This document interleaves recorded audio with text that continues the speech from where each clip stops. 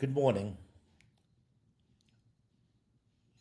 Entrepreneurship, a journey of modern days slavery to perpetual freedom.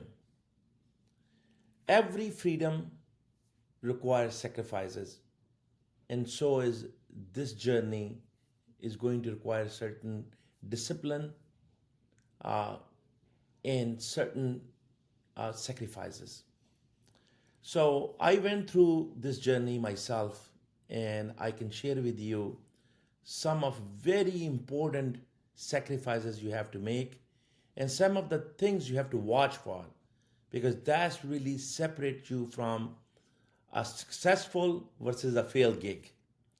I actually started being an entrepreneur back in 2020, and I did fail. And part of it is external, and part of it was internal issues. Like, for example, I hit 9/11. That was an external environment that was not suitable for that particular journey. Whereas there was some internal, like it was too big of a challenge, and I did not follow the discipline, and I did not follow my own myth, which was think big, act small. I was thinking big and acting big, and then I hit 9/11. So that was a huge failure. And then I looked at all of these lessons learned and kind of went back to consulting and then full-time job for 11 years before I got myself, you know, together again and started another venture, which is Value Max. It was predominantly real estate business, but that with God's blessing became successful because I was able to implement all those lessons I learned during my my failure time. So it is correct. You learn more through your failures than you learn through successes. Because when you fail, you humble yourself and you look at what are the things you should be doing and what are the things you shouldn't be doing. So, like I said before, I studied 100 different businesses to look at what really suit me best and what require the discipline I have and the domain expertise I have. Even though I was a global manufacturing supply chain business executive, but I went into real estate, and it was a totally different environment and different industry altogether. But I looked at what are the requirements and what are the risks I'm willing to take. And that's really helped me decide that I want to go to real estate instead of going into supply chain consulting or setting up an e-commerce company, which I did before, or setting up a new technology company, or anything else. Uh, because I thought that this suits my situation, my domain expertise, my environment, my time, and my sacrifices best. So I just want to share today with you some of those disciplines you need, or some of the traps you may get into if starting this journey. So first of all, we gotta divide this effort, this entrepreneurship, into a back end and a front end effort. So you have certain discipline or traps you have to watch at the back end, which could make or break you. At the same token, there are some at the front end. So when I talk about front end, that means all those disciplines that require facing the customer. And then back end, all those disciplines that require to prepare for the front end.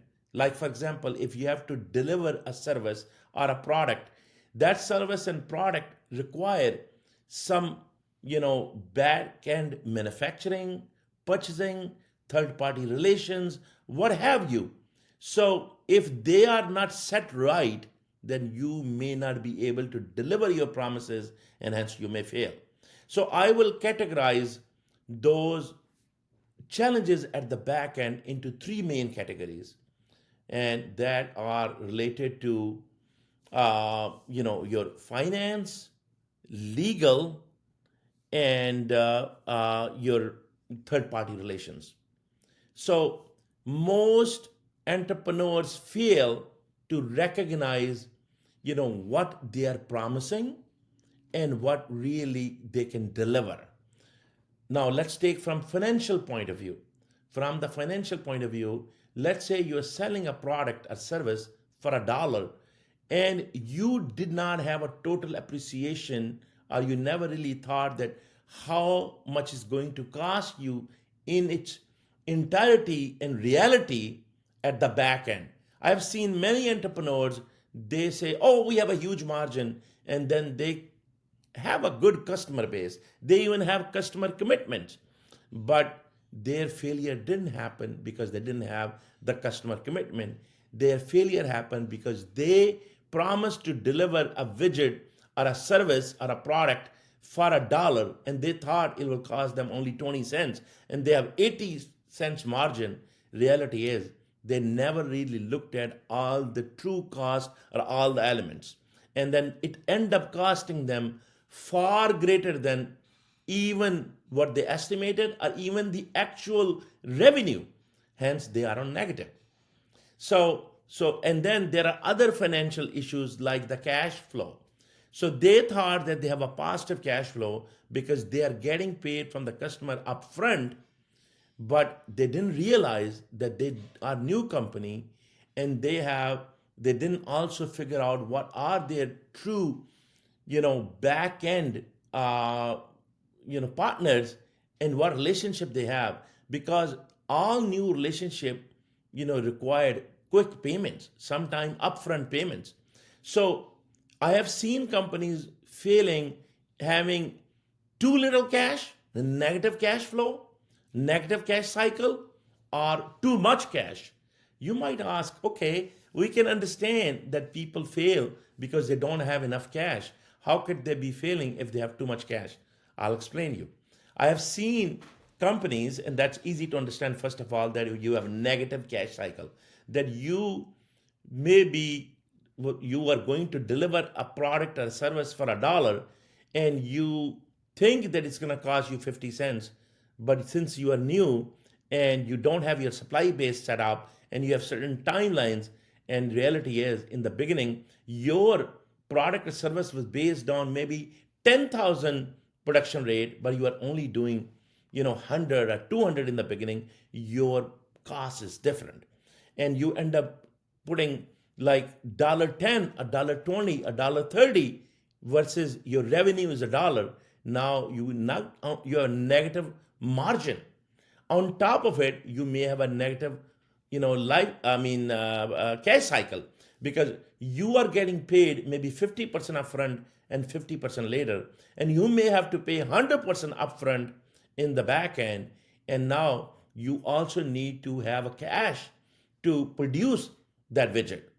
So it's very, very important that when you have a commitment at the front end, you have the right supply base so that commitment is followed through and you don't have a negative margin or you don't have a negative cash cycle. I have seen people having negative margin because they didn't calculate their cost right. They did not figure out, they only look at only one big element, which is how much is going to cost me for a raw material or for one third party, but they didn't talk about what will be, are the G&A, like general administrative cost. They didn't realize would be their marketing cost. Because I've seen companies, especially new entrepreneurs, spending millions and millions of dollars on Facebook ads and other ads and all kind of marketing expense without realizing their total revenue and budget. So they are so excited about this business that they don't have a good understanding of their front to back financial statements. They fail to understand the total cost of ownership, total cost of delivery. So they are having a margin issue, and then they are having product life cycle issue. And before they get to the level of 10,000, they failed at the very first order, or second order, or third order.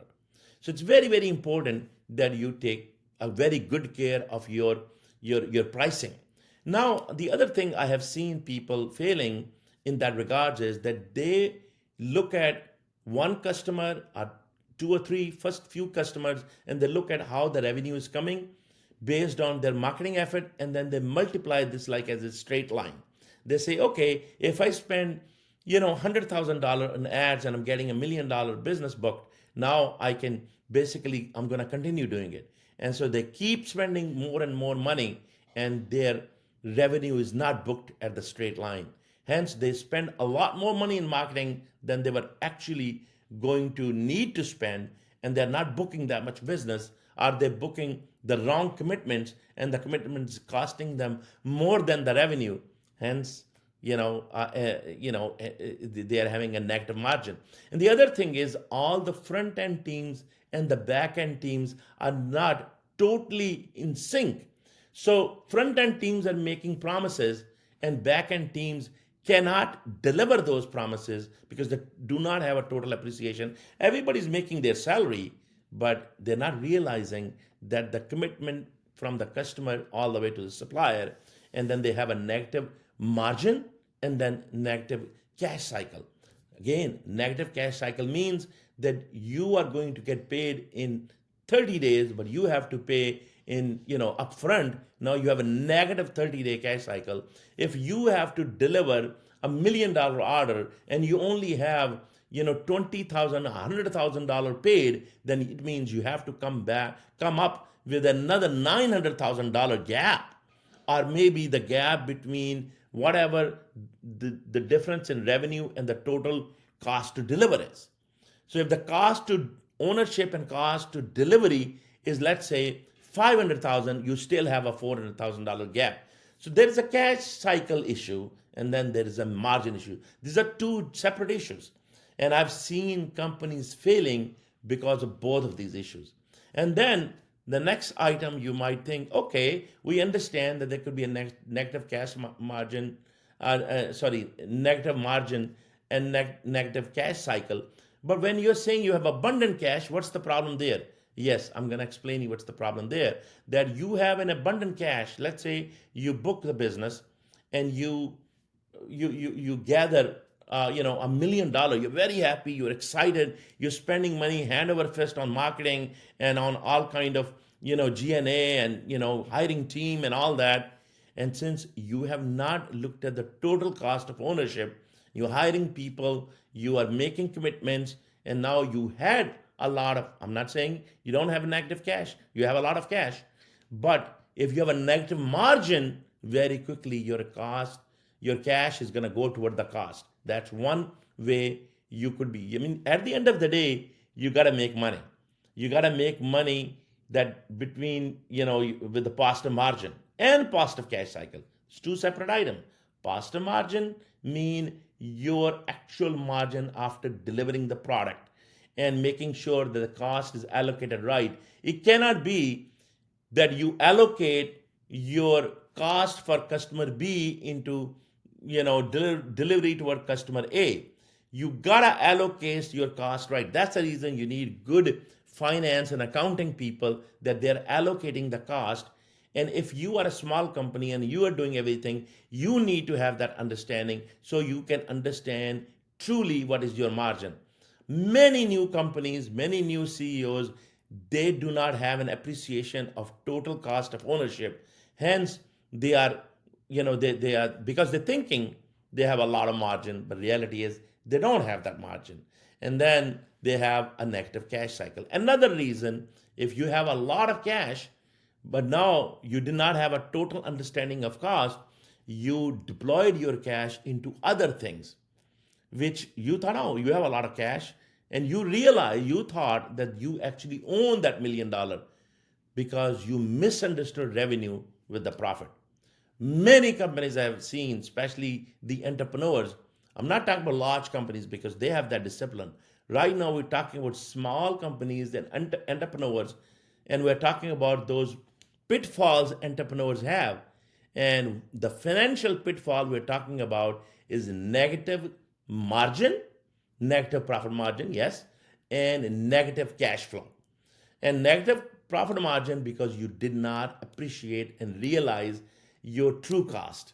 And negative cash cycle is because you did not manage your supply base and you did not balance your front end cash and delivery commitment to the back end. In the front end, you're getting 50% upfront, 20% upfront, but in the back end, you have to pay all upfront. And then, of course, the other issue in that is that you thought that you have your back end controlled, you have third party relations, and you can deliver that product, technology, widget, service, whatever you think of. But the reality is, you are an entrepreneur, you're dealing at the front end by and large with customers, and you may not have the strength in the back end. Then what's going to happen is that you may not have a good quality control. You may not even have the right, partner, and they may not have a good grip on what you actually promise.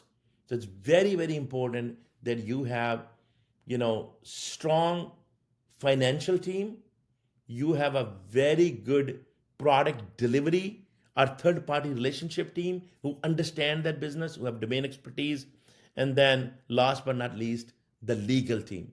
See, that's another thing that when you have the commitment with the customer, those contracts are very clearly written with what are the commitments and how long term and what could be the failure and what are your promises, and if it fails, what would be your structure, how would you return the funds, and what funds you return, what commitment you are making.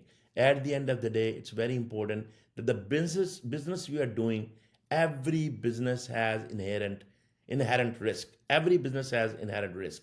So those risks should be stipulated in the contract very clearly, so nobody can say later on, oh, this is not the risk we agreed on, and you give us this money back and that money back. It's very important that you have a good legal contracts written with not just with the customer but also with the supplier, so everybody has a front to back understanding, clear understanding.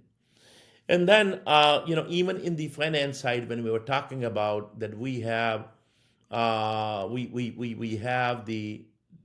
cash, but I have seen entrepreneurs thinking that they have a lot of extra cash, and now they deploy into different ventures, or sometime, auxiliary items, some sort of, machinery they're not going to even use yet, some sort of services they're not going to use yet, on the name of product lifecycle. Very important other thing to understand, that many entrepreneurs think that, oh, they are diversifying and they're deploying their cash onto new products and services because that's what they want to deploy, which is very, very good that you have, an eye on product lifecycle, that you're going to cannibalize your own product.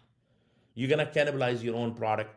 Just like Apple does, they come up with new phone all the time, so they stay ahead of the curve with their competition, and they actually have new technology coming up, and they would cannibalize their own product by bringing their own product, so they don't lose the market segment. But at the same time, if you not everybody's Apple, and if you do not have your product life cycle figured out properly, you may be taking actions too soon or too late. And that is very important thing for an entrepreneur, that you cannot just think that you have a product or service you're delivering and it's going to remain there forever. That's one big trap entrepreneurs have, that they have a product or service where they believe that they have that supply chain set up, and now they're going to keep selling this, and they make their straight line revenue estimation, and then they're saying, oh, we are bringing a revenue of $1 million, and then they call revenue as a making profit. Now it's not. It's maybe $1 million revenue. It may be $100,000 profit, and they end up spending $500,000 and thinking that they made $1 million and they can spend $500,000. Now that $500,000, is already spent, and you may not have enough cash to pay for your actual product service with through third party services. So if you have extra cash, you gotta make sure that before you deploy it toward a new item or service or product you want to bring to the market, you have figured out your commitment and your time span before you introduce your new product. You need to figure out the life of your product or service. Very important that you look at the industry and you say, is this service and product a trend going to be good for 6 months, for 1 year, for 2 years, for 3 years? How long it's going to be good at? And you need to be conservative in your study here, because you cannot think of, oh, it's going to be a 3 year, because the new technology comes and may totally replace your product, service, or even your equipment you are using. So you got to have that equipment cost, a replacement cost in there as well. So, and then the other type of entrepreneurs, they basically do not understand the product life cycle, on the, on the back end side, that they think it's going to be perpetual and somebody will come and replace them. So you got to really figure out your product life cycle. So you got to figure out your finances, where the cash is coming and where the cash is going, negative cash flow, negative cash cycle, negative cash margin. These things, these separate things. Cash margin is a separate thing. Cash cycle is a separate thing, and and cash flow is a separate thing. You need to have a positive cash flow, positive margin, and you need to have a positive cash cycle. Okay, so if, for example, you are getting paid in 15 days, and then your terms need to be short of that, because you want to have a positive cash cycle. If you don't, then you make sure you have your own money or some other funds available for that gap. Okay. Now we were talking about lack of discipline trap. So a lot of time, on top of these three things, you also need to have a certain discipline on your spending and on your hiring, because if you do not manage that with your cash cycle, and as well as with your revenue stream and your new product you're becoming to the market, then unfortunately you could be spending money into different areas and may not have enough cash, or you may be spending money into an area which is not going to produce any revenue for a while. So then you gotta make sure that the commitment you have made already with the customer, and you understand your total cost of ownership, and you can deliver those commitment first. All right. So then at the same time, you're talking about the back end. Now you have to think about the front end. In the front end, you can also make certain commitments, and you could fail to understand the changing environment, because today something is very hard, and especially in the new era. Product life cycle used to be tens of years, then they became less than 5 years, then it became 3 years. Nowadays, product life cycle is almost like a year, and that's the reason you see that, like, iPhone is keep coming up with new product within 12 months, because people want to see, there's a race of technology. People want to see new things. And this is the same thing true in the service industry. People want to get, new problems addressed, or new ways of getting addressing the problem, or they want to attract their customers differently. They want to keep adding more features and different features to their product, services, and and also then there's a competition of price. So you gotta keep seeing that what would be the pricing model. Sometimes the prices are too low, especially on the service side, because you thought you're gonna deliver certain service and you're delivering far more. Or if you are going to deliver certain product, don't be shy of looking at your pricing and have a open discussion with your customer, because if you do not have open discussion with your customer, and you are keep having negative cash cycle, negative cash, flow, or negative profit margin, unfortunately, you're not going to go very long. And also, if you do not have the right third party relations, at the back end, then unfortunately, no matter what commitment you make in the front end, unfortunately, you are going to fail. No matter how good you are with your idea, with your service, with your product, but if you do not have right back end lined up, both from cost point of view, quality point of view, and delivery point of view, cost, quality, delivery has to be understood from front to back. See, I'm keep saying front to back because I've seen that actually there are commitment made at the front end to the customer, and there are commitment made at the back end, and most of the time teams are different and they don't communicate well. So that's the reason I was saying that make sure that you have a discipline, that your front end team is constantly communicating the back end team. And that's the reason I built this 5 days leadership workshop where we put cross functional teams together and we make this as a culture for the company, that where cross functional teams communicate customer commitment and suppliers commitment on on monthly basis or weekly basis, so everybody knows what the commitments are.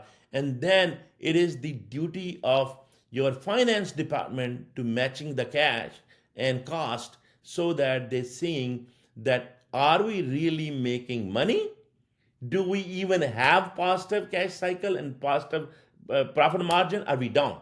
Because a lot of time people don't even understand and they don't even know where the cash went. And that's the reason a lot of new companies you see failing. They either don't know where the cash went, or they don't know, what is the true total cost of ownership and total cost of delivery. So this is the reason I cannot emphasize enough that you got to understand the total cost of ownership. You got to understand what commitments you made to the customer, and you got to understand are these commitments are properly aligned with the supply base, and you have a solid supply base, and you have the quality assurance department who is going to be looking at that commitment and delivery. You have front to back communication mechanism, and then you do good cash analysis on each customer basis, so you know that what is your true profit margin and true cash cycle in each customer base. So then you can weed out those customers who you don't think are going to be aligned with your long-term vision, or you talk to them and adjust your pricing. So this is the reason they say 20% of the customer pay 80% of the expenses. So you got to understand this 20-80 rule. So those customers who are properly aligned and they have the right, profit margin and cash cycle for you, those are your long-term customers. And then those customers, so you got to make red, green, yellow. So green customers are who are positive profit margin, positive cash cycle, and they have the solid pipeline, and so you got to really look at those green, and then you got to see that what is the profit margin you're happy with. And then you have yellow, which are on the fence, and they can be converted because you can talk to them, your pricing was not correct. And then you have red, who basically, if you continuously focusing on them, your 80% energy is going to those people who you actually have made wrong commitment, and you're going to have a lots of arguments and stuff. It's better off that you separate in a nice way. It's okay to let some customer go, but important thing is you need to have that visibility, and that's what the entrepreneur fail. So like I said, entrepreneurship is a freedom. It offers you perpetual freedom, and you actually become an opportunity developer instead of seeking an opportunity. but it is very important that you do not lose your eye and you do not lose your focus on those traps, which are very very big traps for entrepreneur. And that's the reason most companies fail, because they do not look at these important factors that could actually take them to the next level. So today we are just going to end here, that entrepreneurship is a great freedom path, but like every freedom required sacrifices and discipline. And certainly business entrepreneurship required freedom, does require discipline and sacrifices.